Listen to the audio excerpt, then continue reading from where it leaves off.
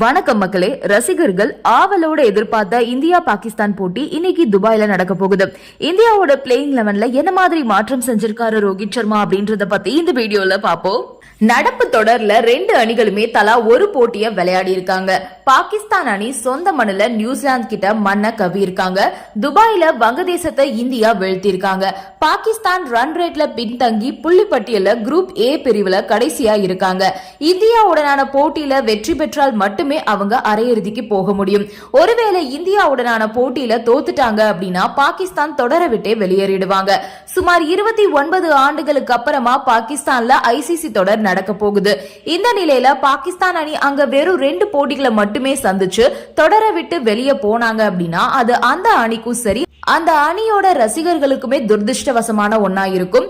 அந்த வகையில பாகிஸ்தான் அணி இந்த கோப்பையை தக்க வைக்காட்டியும் குறைஞ்சபட்சம் இந்தியாவையாவது வின் பண்ணணும் அப்படின்னு விளையாடுவாங்க.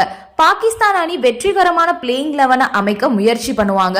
ஃபகர் ஜமான் அந்த அணியில விளையாடாத நிலையில அவருக்கு பதிலா இமான் உல்லக் விளையாடுவாரு அப்படின்னு எதிர்பார்க்கப்படுது. வேறு மாற்றங்களை பெருசா பாகிஸ்தான் செய்ய மாட்டாங்க. அவங்க கிட்ட தரமான சுழல்பந்து வீச்சாளர்கள் கிடையாது. அப்ரார் அகமது மட்டும்தான் பிரதான சுழல்பந்து வீச்சாளரா இருக்காரு. குஷ்தில் ஷா மற்றும் சல்மான் ஆஹா இவங்க 2 பேருமே பார்ட் டைம் ஸ்பின்னரா இருப்பாங்க. அப்படின்னாலுமே 15 to 20 ஓவர்கள் வீசியாக வேண்டிய கட்டாயம். மத்தபடி ஷாஹின் அப்ரிடி, நசீம் ஷா, ஹாரிஸ் ராஃப் இவங்கெல்லாம் வேகபந்து வீச்சாளர்கள் சிறப்பாவே செயல்பட வேண்டிய கட்டாயத்துல இருக்காங்க.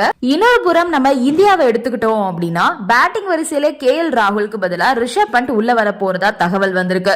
ராகுல் கடந்த பங்களாதேஷ் தொடர்ல ரொம்ப ஸ்லோவா தான் பேட்டிங் செஞ்சாரு. 41 ரன்களை ராகுல் எடுத்தாரு. பங்களாதேஷ் மாதிரி ஒரு சின்ன அணி கிட்ட இப்படி ஸ்லோவா ஆடினா நியூசிலாந்து மாதிரி பெரிய அணிகளை இந்தியா எப்படி எதிர்கொள்வாங்க அப்படின்ற சந்தேகம் ரசிகர்கள் மத்தியில நிலவி வந்துட்டு இருக்கு. அதோட DRS எடுக்கிறதுலயுமே ராகுல் சமீப காலமா சொதப்பிதான் வந்துட்டு இருக்காரு. கடந்த இங்கிலாந்து தொடர்லயுமே ஒரு ரிவ்யூவை வேஸ்ட் பண்ணிருப்பாரு ராகுல். ஆனா பண்ட் அப்படி கிடையாது. அதிரடியா ஆடக்கூடியவர். பாகிஸ்தானுக்கு எதிராக பண்ட் தான் கரெக்டா இருப்பாரு அப்படின்னு பிளேயிங் 11ல பண்ட கொண்டு வர போறாராம் ரோஹித் சர்மா. அடுத்ததா பவுலிங்ல குல்தீப்க்கு பதிலா வருண் சக்கரவர்த்தி உள்ள வர போறாரு.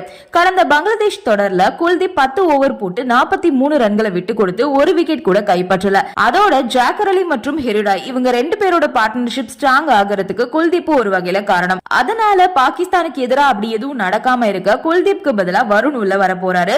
வருண் இங்கிலாந்து தொடர்ல T20ல தரமான சம்பவங்கள்லாம் செஞ்சாரு. அதோட ODIலயுமே வாய்ப்பு கிடைச்சது. இப்ப சாம்பியன்ஸ் டிராஃபிலையும் இடம் பெற்று இருக்காரு. அடுத்ததா ராணாக்கு பதிலா அர்ஷ்தீப் சிங் உள்ள வர போறாரு. ராணா பங்களாதேஷ் தொடர்ல நல்லா தான் பெர்ஃபார்ம் பண்ணியிருந்தாரு. 3 விக்கெட்ஸ கைப்பற்றி இருந்தாரு. ஷமியை விடவுமே ராணா தான் கம்மியான எக்கனாமில பால் போட்டாரு. ஆனாலுமே பாகிஸ்தானுக்கு எதிராக லெப்ட் ஹேண்ட் சீமர் தேவை அப்படின்றதுனால அர்ஷ்தீப் சிங் உள்ள வர போறாரு. இப்போ இந்தியாவோட பிளேயிங் 11 பார்த்தோம்னா ஓபனிங்ல ரோஹித் சர்மா, கில் ஆடுவாங்க. 3வது இடத்துல விராட் கோலி, 4வது இடத்துல ஐயர், 5வது இடத்துல அக்சர் பட்டேல், 6வது இடத்துல ரிஷப் பண்ட், 7வது இடத்துல பாண்டியா, 8வது இடத்துல ஜடேஜா, 9வது இடத்துல அர்ஷ்தீப் சிங், 10வது இடத்துல ஷமி, 11வது இடத்துல வருண் சக்கரவர்த்தி. இந்த பிளேயிங் 11ஓட தான் இந்தியா பாகிஸ்தானை எதிர்கொள்ள போறாங்க.